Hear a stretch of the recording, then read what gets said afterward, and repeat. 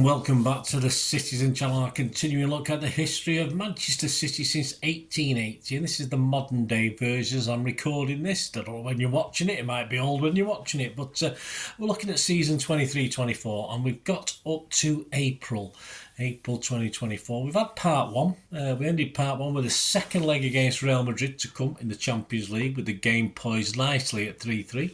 City, of course, are favourites probably to go through at that stage. We had a cup semi-final with Chelsea to play. Surprisingly, we sat top of the table, although we didn't think that would happen. After Arsenal and Liverpool both dropped points, so after 32 games, we were at the top of the table at last as well. So all looked very good. So we'll have a look at what happened in the second part of April, with a slight disappointment to come, unfortunately. But we'll talk about that. Please, if you are new to the channel, push that subscribe button, push the bell notifications. Please check out City past, present, and as long as I can keep going, that's for sure. So this is City history. Check out all the other history vlogs. There's history since 1880. I'm up to the mid-70s in the other version, and this, of course, is the very up-to-date version as well. So check back any favourite season up to the mid-70s. You can have a look if you're old like me and relive it. So that'd be great. And of course, you will see stuff on film and TV as well. That's another passion of mine. So if you've any interest, or you know someone who might be interested, just give them a kick in my direction. Right, we'll start on the 15th of April.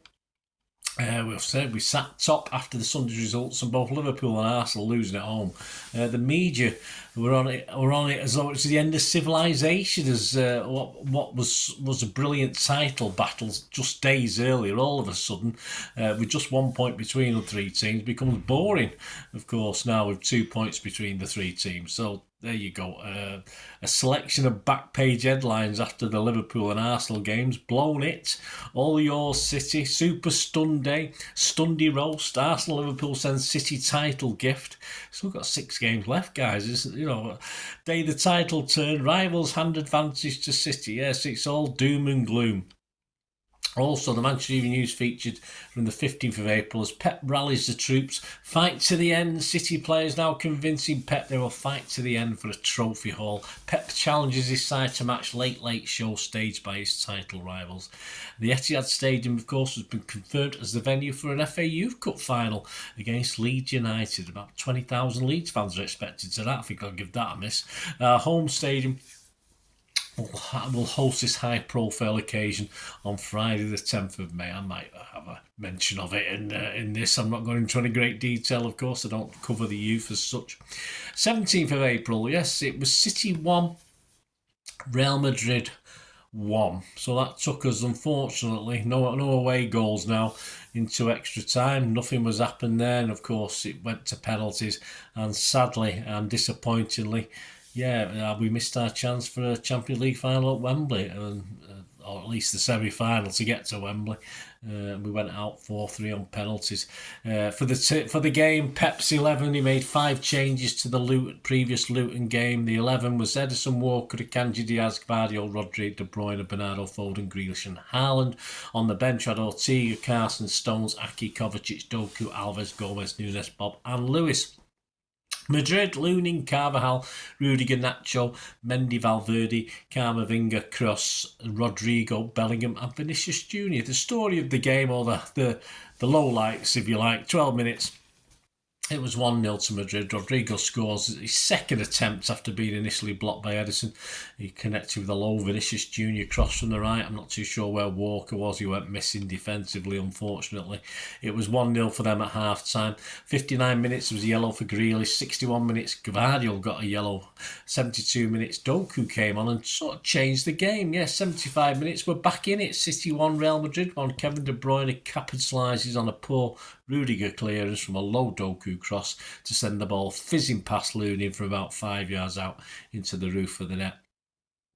82 minutes, yes, it could have been us. It could have been KDB as the hero, and it could have been game over in City's benefit. Akanji pulled it back to KDB, but he blasted the ball high over the bar from about 8 to 10 yards out. You can't believe he missed. I can't believe he missed. Pep can't believe he missed. Everyone on the ground can't believe he missed. And there goes the tie. And unfortunately, there will go old big ears. 90 minutes, Rodri got a yellow card. 4 minutes, plus 4 minutes at the end of the game. Extra time, we got Alvarez for Haaland. We got Stones and Kovacic on for Kanji and Kevin De Bruyne. At the end of extra time, yeah, we scored the first one through Alvarez. They miss. It looks good, doesn't it? It's all flat, fine and dandy. Ederson saves from Modric, but then misses from Bernardo, an awful attempted Panenka. I don't know what he was doing. And Kovacic miss as well, not the greatest penalty. And 4 successful pens by them takes them through to the semi-finals and knocks City out. Foden did score his 4th and Ederson scored our 5th. There you go. It's bad. It can't be great when Ederson's having to step up and take responsibility for a penalty, but at least he scored it. The match stats, this is ridiculous really from say most people compared to Real Madrid to Stoke City. I thought that was a bit unkind on Stoke City. Shots 33 for City, 9 on target, just 8 for Real Madrid, 3 on target. We had 68% of possession. Our pass accuracy was good, 92% to their 81. Of course, in summary, Real were happy to try and hang on to 1-0. Then basically they were hanging on to 1-1 on penalties. We had no Haaland, KDB on to take the penalties at the time, so the likes of Bernardo and Kovacic could not do the job, unfortunately. A lack of penalty takers even meant Ederson stepping up. The poor at the two teams over 2 legs gets to the semi-final. That's cup football for you. Right, the headlines, Manchester Evening News back pages, really tough to take. Daily Mirror inside pages, David McDonald, City are spot sick. 20th of April, on to the next. Let's get that, forget that. I'm not having all the other headlines. You're not seeing it. It's too depressing. I won't go on with those. 20th of April. Of course, City versus Chelsea. Yes, news on the FA Cup semi-final. All City's tickets are sold. Chelsea sold 34,399. City sold 36,738. So we got some more tickets than they did. And despite this, the media and opposing fans post old pictures of the City ends at Wembley when we get to the semi-final, where we're not quite full, lying that it was this game. So we get the usual rubbish. The morning papers in the main all about Cole Palmer in the build-up to this big game. The headlines included things like, Pep, my 2-year fight to keep Cole. I let a player off of the season go. I tried for 2 years to persuade Palmer not to move on. Sunday League to superstar, how Manchester pub team lit fire in Cole Palmer. Can Palmer come back to haunt City? Just you wait, it says. As it was, he was pretty nondescript in the game, and the game itself ended, of course, City 1, Chelsea 0 on the 20th of April 2024, 5:15 p.m. kickoff. Pep made 4 changes to that Real Madrid game. Ortega, Stones, Ake and Alvarez all returned to the starting lineup, which kicked off at 5:15. And the team was, Ederson, Diaz, Vardy all moved to the bench, while Erling Haaland is missing from the squad. Oh, he wasn't, he had a bit of a niggle again. So the team for that Chelsea game, Ortega, Walker, Stones, Akanji, Ake, Rodri, De Bruyne, Bernardo, Foden, Grealish and Alvarez. Our subs, Ederson, Diaz, Kovacic, Doku, Gomez, Gvardiol, Nunes and Bob and Lewis. Chelsea starting 11, Petrovic, Gusto, Chalobah, Silva, Cucurella, Casido, Fernandez, Gallagher, Madueke, Palmer and Jackson. It was 0-0 at half-time. Some poor play by both teams, some unforced errors, bad decisions. City do look out of sorts in this one. A bit leggy, everyone seems to think. I hope that City could sort it out for the second half, as Chelsea may rue the day that they're not in front on this one, because I think they certainly had better of the first half. 46 minutes, Diaz came on for Stones, who wasn't doing too well. A much better half for City as far as display was concerned, despite a couple of shouts for penalties for Chelsea. One a bit more convincing than the other, but they weren't given. 55 minutes, Palmer takes a free kick which deflects through the wall, and the ball comes off Grealish's hand. You remember the final last year against United when he got a handball given against him, but VAR take a look. The referee doesn't agree with it, so no penalty, and they didn't even get a corner, even though it did it, Grealish. But I did say at the time he should get shorter arms. That's probably the problem. 61 minutes, Chelsea break. It's Jackson versus Walker in a high-paced race down that inside right channel. Jackson looks likely to get ahead of his opponent, but he's balanced by a very meaty shoulder charge before falling in the box. So there's the second shout for the penalty. They're not getting that one either. 65 minutes, Doku came on for a sort of unhappy Grealish. He'd got a bit of a kick in, had a Casido boot print on his leg. But finally, the goal that decided it, I did think only one goal would be enough for this one. 1-0 for City. Doku down the left, fed De Bruyne on the inside. De Bruyne crosses low and hard into the 6-yard box. Petrovic managed to deflect it away from goal, sort of parries it out, but only gets to Silva, who takes a nanosecond to work out the dimensions before slotting into the bottom right corner. Okay, it went off Cucurella by the looks of it, but that's 2 points in billiards, I did comment at the time. But 1-0, 88 minutes, Bob came on for Alvarez. Despite 8 minutes, injury time, nothing. City held on to win 1-0. Shots 14 from Chelsea, 3 on target, 10 from City, 5 on target. We had 63% of the... Sorry, that was 14 shots for City, 3 on target, 10 for Chelsea, 5 on target. Because everyone said Chelsea were the dominant team. I got it the total wrong way around. City actually had more chances. 63% possession for City, 89% accuracy for City, 81 for Chelsea. 3 yellows each, Foden, KDB and Alvarez get our yellow cards, and the XG was in Chelsea's favour. Ours was 0.86, theirs was 1.29.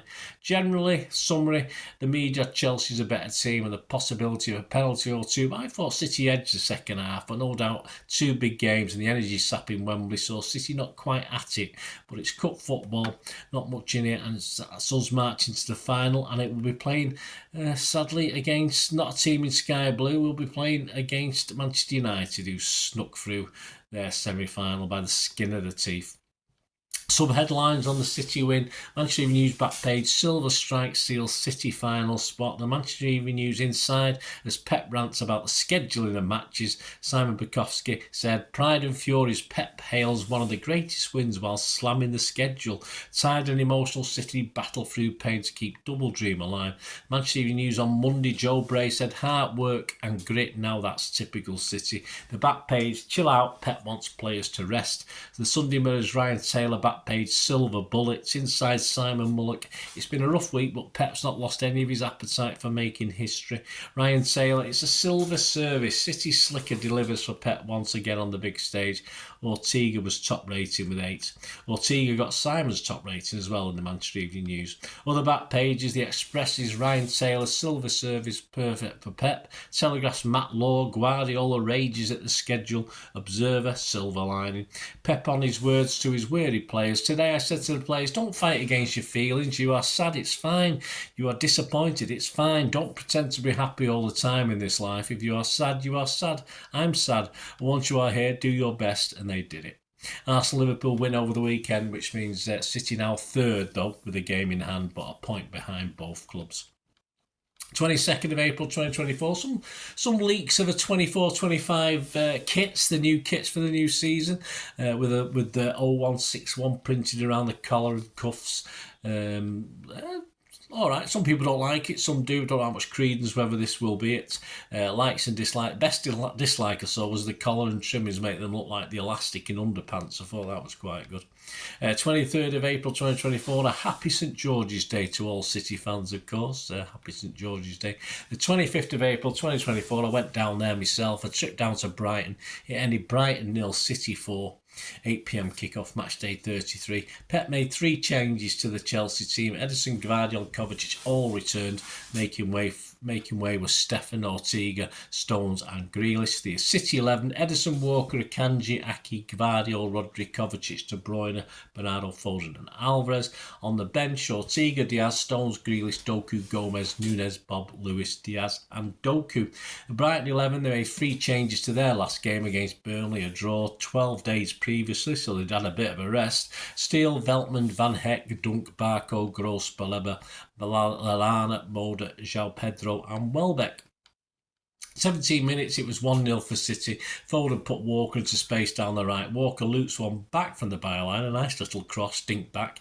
De Bruyne rushing into the box, launches himself at the ball and sends a flying header looping into the top right-hand corner, his first ever headed goal for City. 26 minutes, Brighton 0, City 2. Foden sends a free kick towards the bottom left corner. The ball pings off the back of Gross and into the middle of the net past a wrong-footed steal. Anger over the free kick in the first place, but hey-ho.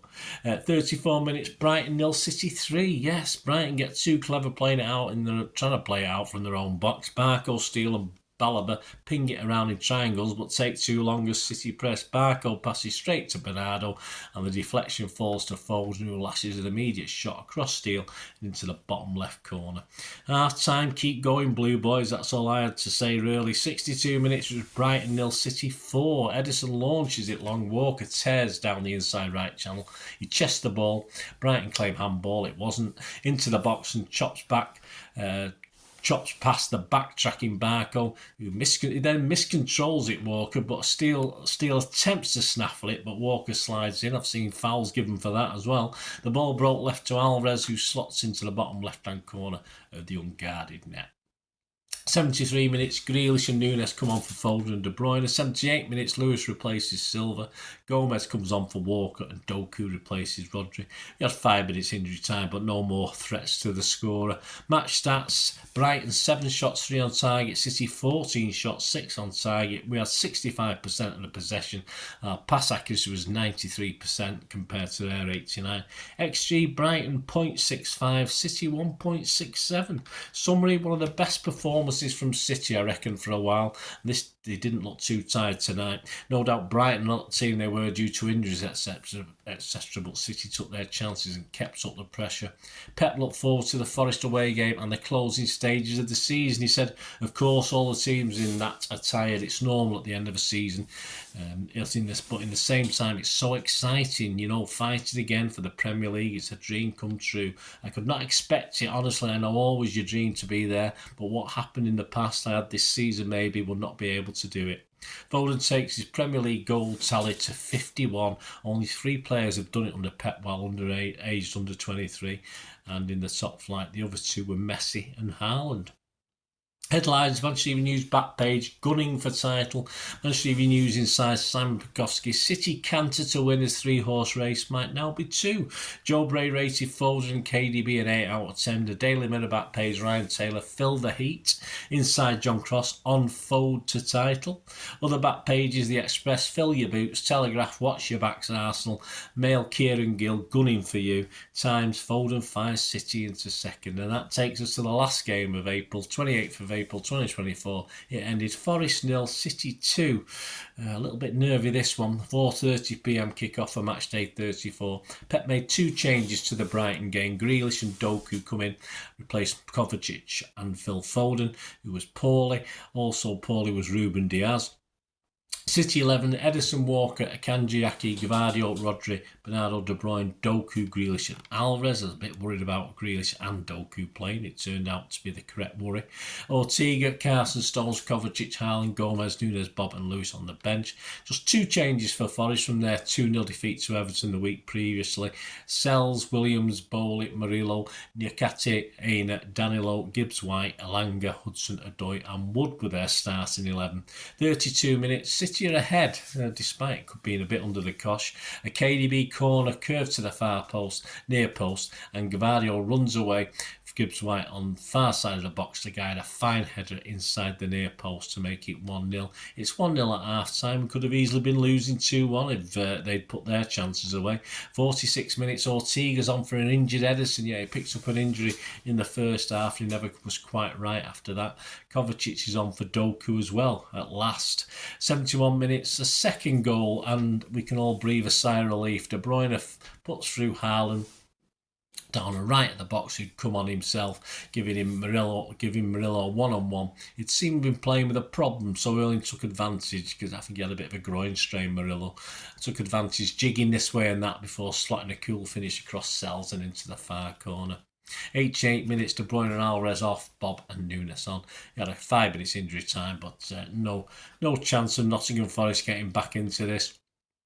Shots 14 by Forest, 2 on target compared to our 11, 5 on target, so they outdid us. Possession was 67% for City. Percentage accuracy of passing 81% for them, 90 for us. XG philosophy were lost on that as well, 2.07 for Forest, 0.89 for us. Our summary, or my summary, a definite struggle for City. Much better second half. We got away with another leggy performance. Not sure Pep starting both Grealish and Doku was the correct decision, but the subs made a big difference, specifically Kovacic and Haaland. We'll take 3 big points, move on and get a rest and get fired up again, hopefully. City now 1 point behind after this game, after this weekend. Behind Arsenal with a game in hand, -7 on goal difference. Liverpool look as though they might have blown it.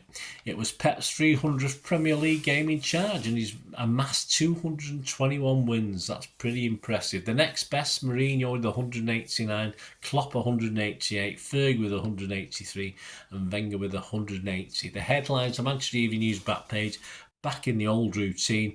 Inside, Simon Bukowski's smash and grab raid. KDB and De Bruyne got 8 out of 10 from Simon on the ratings. Other back pages, newspaper, neck and neck. The Guardian, title race going to the wire. I thought it was all over at the start of this part, when I was talking at the start of this part too, didn't I? Star, Pep admits Ederson faces a season KO.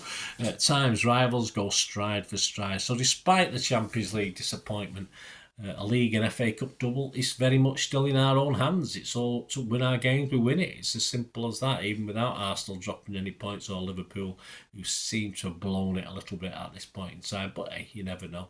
So join me next time as we look, of course, at the final month of the season, of the 23-24 season. And of course, we'll be split into 2 again. There'll be 5 games to cover.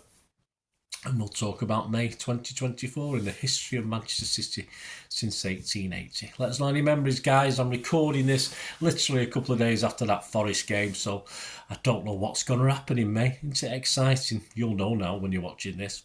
Never mind. Stay safe, everyone, please, until we meet again. Thanks for watching. Come on, City! Bye for now.